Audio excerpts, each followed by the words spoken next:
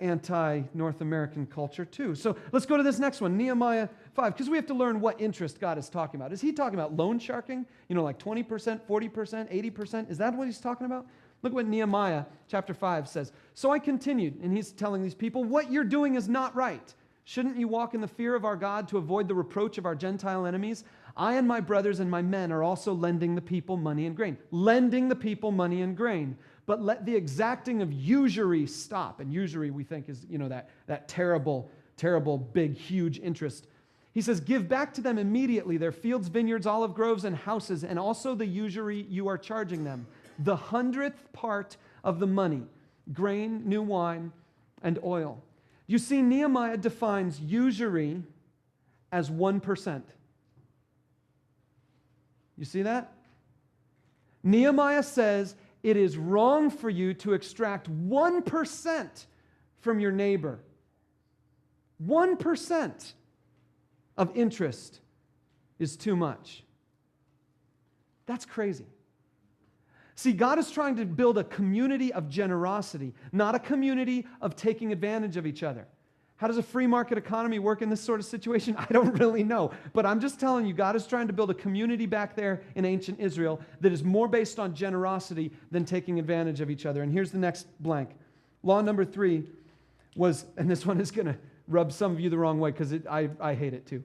It goes like this: wise national reallocation. This is gonna be hard, I know. So flip with me, see it in your own Bible yourself. Leviticus chapter 25. Leviticus 25, beginning in verse 8. I'm gonna read a pretty good section here, so you got to see this. God says, count off 7 Sabbaths of years. That means 7 times 7 years. So that the 7 Sabbaths of years amount to a period of 49 years. Then have the trumpet sounded everywhere on the 10th day of the 7th month.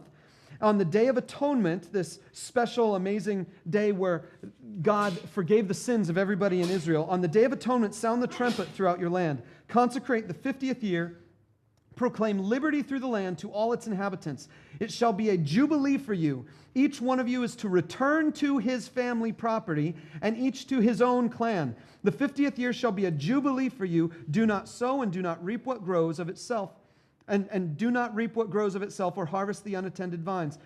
For it is a jubilee and is to be holy for you. Eat only what is taken directly from the fields.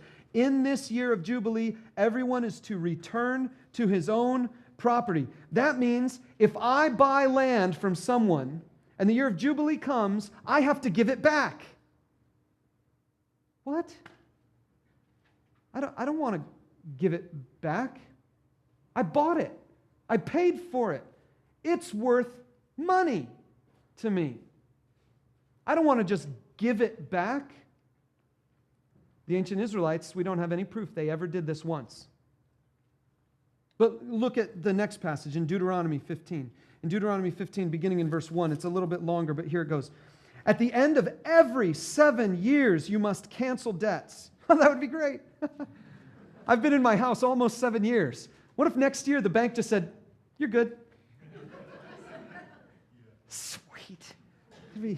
That'd be pretty cool. At the end of every 7 years, you must cancel debts. This is how it's to be done. Every creditor shall cancel the loan he's made to his fellow Israelites. He shall not require payment from his fellow Israelite or brother, because the Lord's time for canceling debts has been proclaimed. You may require payment from a foreigner, but you must cancel any debt your brother owes you. However, there should be no poor among you. For in the land the Lord your God is giving you to possess as your inheritance, He will richly bless you, if only you fully obey the Lord your God and are careful to follow all these commands I am giving you today. For the Lord your God will bless you as He promised, and you will lend to many nations, but will borrow from none. You will rule over many nations, but none will rule over you. And this is the same stuff we looked at before. If a poor man among your brothers in any of the towns the Lord your God is giving you, if there is one, don't be hard-hearted or tight-fisted towards your poor brother. Rather, be open-handed and freely lend him whatever he needs. Be careful not to harbor this wicked thought. The 7th year, the year for canceling debts, is near, so that you don't show ill will. That means if you know that the next year is the year to cancel debts, and you say, hey, I'm not going to loan you any money now because next year you're off scot-free, you're evil. That's what he's saying here. He says, you loan regardless of when the year for canceling debts is. Go ahead and be generous. Go ahead and loan. Go ahead and don't take interest, but go ahead and loan. Go ahead and be generous. Go ahead and give. Go ahead and help. And next year when the debts are canceled, don't worry about it. Because see, what God is trying to do is He's trying to create a system that cares for everybody, that no one gets perpetual advantage. We are far away from that in our society today. Here's the momentum principle for us. Tithing plus generosity plus wise reallocation leads to an equitably prosperous community. Those are big words, but check this out. Equitably means everybody prospers at the same level. I don't like that. I want to prosper more than you, right? I want to prosper more than everybody around me, right? Because money symbolizes I'm better than anyone else. If I have it, I'm better than the people who don't have it. And I want to be better than other people. You want to be better than other people. It's because we're all selfish. And that's at the root of our problems. See, this is the kind of thing that could solve national problems. If everybody were committed to giving God 10% right off the top so that He could take care of the needs for worship and welfare, then we'd be good. If everybody said, I'm going to be individually generous to anyone around me who needs something, if everybody said, I'm going to be individually generous, and if everybody said, at the end of every 7 years, we're going to reset the system, at the end of every 50 years, we're going to reset the system, and we're going to make everything go better. We're going to take the poor people and we're going to make sure they're not so poor anymore. We're going to reset. If we did something like that, we would have a society that benefits everybody equally. Now, it doesn't work that way in a secular society like America. We're a capitalist society. We are a free market society. And the only real motivation that businesses and banks have to do what they do is to make more money. But here's the thing. We've bought into the lie that that's for us too. When I start talking about money, there's probably a little part in your heart, there was definitely a part in my heart earlier this week when I started planning this message, that thought to myself, what does the Bible say about how I can make more money? What does the Bible say about how I can spend more smartly? What does the Bible say about how I can save more? What does the Bible say about my relationship to debt? What does the Bible say about money in such a way that it benefits me? And the more I look in the Bible, the more I see the Bible says use money in a way that benefits others. And that really isn't very comfortable to me. This is idealism, perhaps impractical in the United States of America. We certainly can't do this as a whole culture. I don't trust our government reallocating my resources. You probably don't either. I want them to reallocate resources in my direction, right? We all do. And that's our problem, really. So what do we do about it? Take a look at these final couple verses from the New Testament. So everything feels more comfortable in the New Testament. There are all kinds of applications to this. This is a tiny little soapbox for me. I know I'm running out of time, but this is a tiny little soapbox for me. There are people that you're going to vote for in another month. And the majority of those people are going to try to get your vote based on what they tell you about money. Because our government right now is in this economic turmoil. So the majority of the people are going to try to get your vote based on what they say about money. And if someone promises you that they're going to make sure you get more in your pocket, write them off immediately and then investigate the rest of the field. And everyone is going to tell you that you're going to end up with more in your pocket. So that means you have to write everybody off when it comes to the economic thing. Because we're not going to vote based on who's going to provide me the better economic situation for me. We're going to vote based on who's going to give me a better opportunity to do my part in this world. That's just a little soapbox for me. But let's look at this 1 Timothy passage. Command those who are rich. Oh, good. That means we don't have to pay attention to this. We can just go home, right? Unless you realize that if you have seen $1 in the last week, you're more rich than 90% of the world.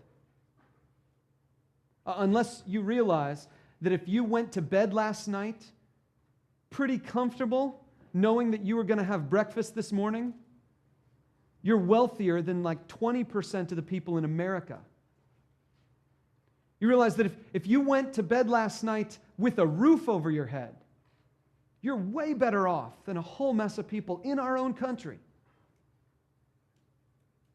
We're rich. Paul says, command those who are rich in this present world not to be arrogant, nor to put their hope in wealth, which is so uncertain, but to put their hope in God, who richly provides us with everything for our enjoyment. Enjoyment. Yes. One, God gives you money. He gives you wealth. He gives you resources. He wants you to enjoy life. Yes. But keep going.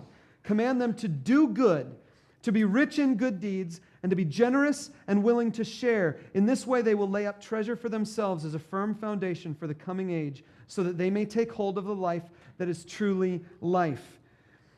God says, yes, I'm giving you wealth and resources so that you can enjoy it. But don't think that it's all for you. Be generous, do good, take what you have, bless others with it, and God is going to give you eternal rewards as a result. One last verse. Hebrews 13:5. He says, keep your lives free from the love of money and be content with what you have. Because God has said, never will I leave you, never will I forsake you. To tell you the truth, every time I pull out a credit card, I'm doing two things. Now, for me now, I'm a lot better at this, and so I'm using a plastic as a convenience, and I'm paying it off 100% at the end of every month. I'm using it as a convenience thing. But when I pull out a credit card to charge something that I know I can't afford, that I know I'm not going to be able to pay off at the end of that month, when I do that, you know what I'm doing? I'm doing two things. I'm doing one, money will save me. Money will accomplish the goal that I have. I don't have the money, but money is what's going to do it for me. Number two, I'm saying, God, I don't trust you to take care of my needs. God, I don't trust you to help me enjoy what I have. God, I don't trust you. And God says, I'm with you all the time. Be content with what you have because you've got me. You've got the God of the universe, the creator of the stars and the whole earth. You've got me. You don't need this other stuff. And I'm saying, no, money's going to save me. And God, I don't trust you. We have to end it. We have to stop it. Because the momentum of a life based on desiring money takes you to a place of unimaginable evil that maybe you're not there now, but you could get there. But if we follow God's principles, we end up as part of a